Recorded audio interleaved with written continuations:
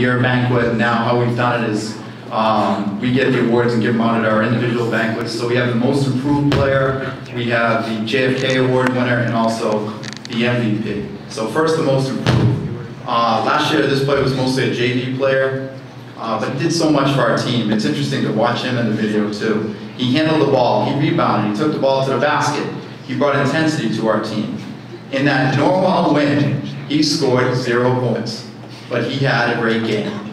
So if you look at the Sun Chronicle box score, it would have said zeros, and you would have said he was a non-factor. Except you would dig deeper into the stats and realize that he had 10 rebounds, 6 assists, and really we don't win the game. All those key shots you saw the other players make in that game were off passes and penetration for him. And that was a typical game for him. You couldn't, everything he did for our team was in so much more value than his scoring. I still don't know what position it is, and I joked that with him. And that's a great thing because other teams didn't know what position he was either. Is he a guard? Is he a forward? What does he do? Who do we cover him with? But we were really happy he was on our team. Our co-most improved player is Brandon Jenkins.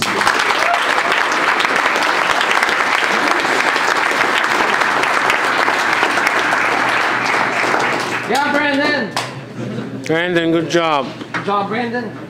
Our next most improved player, as I said, this was another player who played a lot of JV last year, but was another great asset to us this year. He struggled through some injuries when he was younger on the freshman and JV level, so it was really nice to see him have a full season this year. He turned out to be one of our best defenders who often took the other team's best players, especially down the stretch.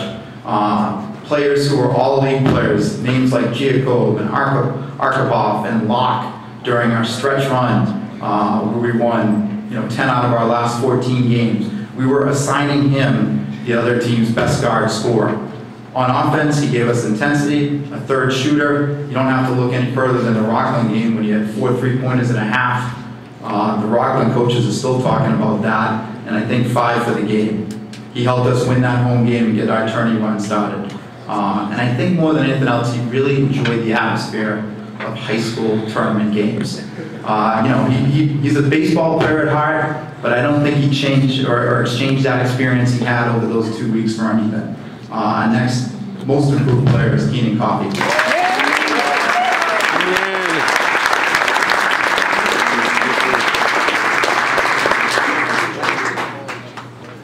Good work, Keenan. Yes, he did, Peter. Yeah. The JFK award winner, I guess you have to define this a little bit for people that don't know what it means. It's supposed to represent, we give this for academics as well, integrity, character, citizenship, sportsmanship, and we certainly had somebody that embodied all of those. He was a silent leader, but he certainly made our team better. He was calm in the face of pressure so many times. When we lost the sectional final game, Jordan Menard, who was Old Rochester's 2-3 guard, who hit that 3-pointer in the corner, we came in and we said, that's a kid we had talked about before, who said, just hits big shots for them. And in the middle of me telling our team that, I said, but we had somebody that did the same thing for us all year. Okay, who hit buzzer beaters and big shots for us? We had a Jordan Menard. His name was Paul Karamanica, and he goes by Paulie Buckets.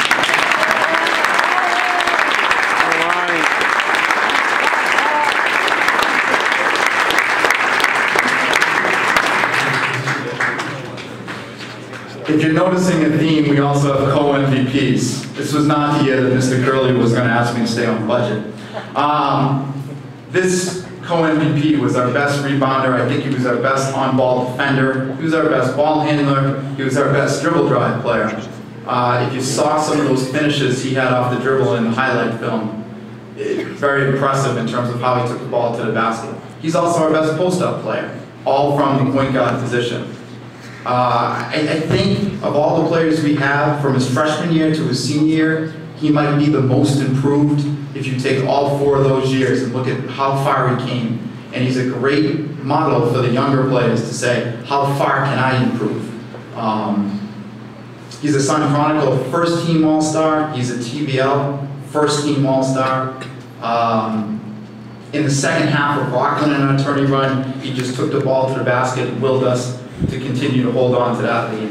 And in the Archbishop Williams game in the tournament, they came out in a little funky defense, which gave us a little problem initially in the third quarter. They were triangling two, Brett and Keenan, and then I said, we're fine, because they're not playing Jason.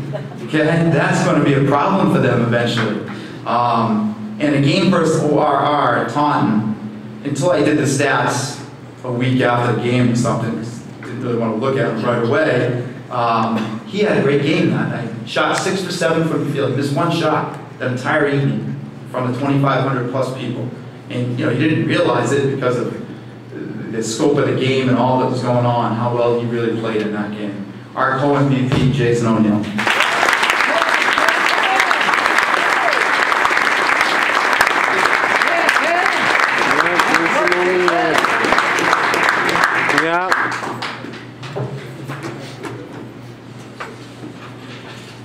And finally, our last home MVP, obviously our best shooter, our best hustle player, typified by that Lancer Pride Award winner. And I think also we have the best stamina on our team.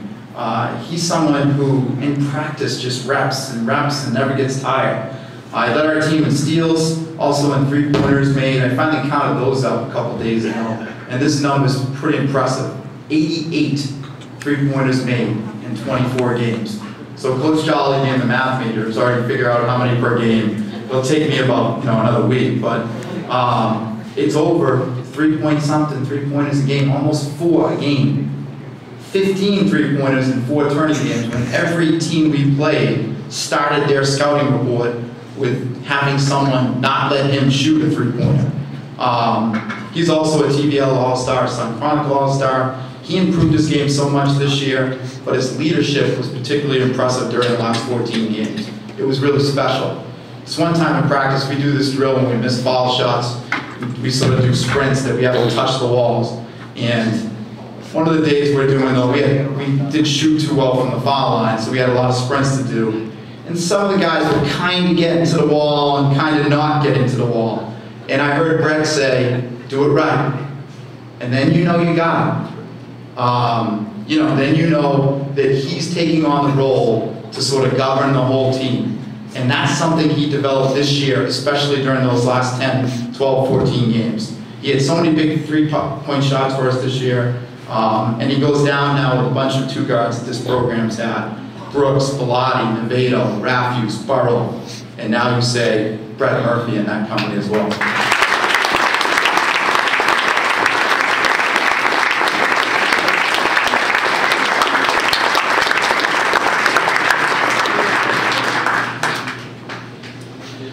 That's all we have, so I think Coach Stone has to do one final thing. But again, thank you for all your support. Thank you to all your players, our players for their dedication and commitment. To the seniors, if anything we can do for you as you go forward, please let our coaching staff know. And to the underclassmen, the guys I mentioned at the Sun Chronicle will tell you, well, they're already talking about how next year we're not going to be any good. So just keep that in mind. Really? Just watch. I just want to thank Coach Flynn for a great season, and Brett has a novel written, so. Some final words of wisdom. That sound good?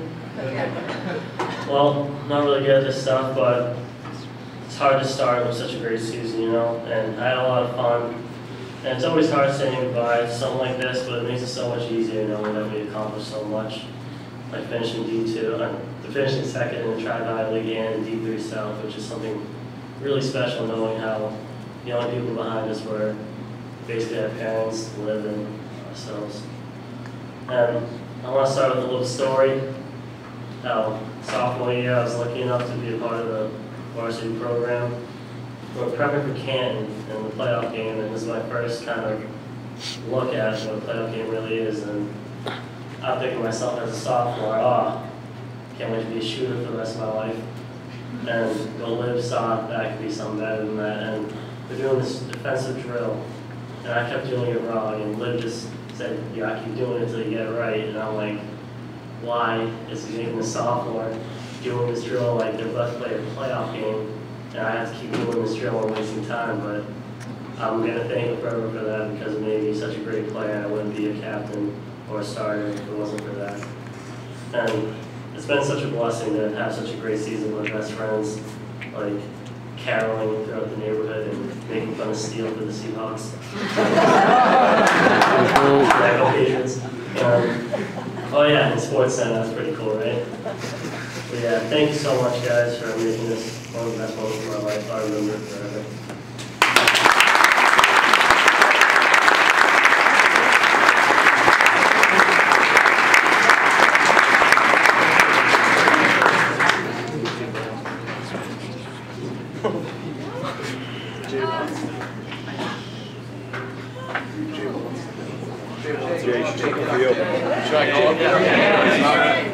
Oh, yes, that's something else. I would have Joey cut me off.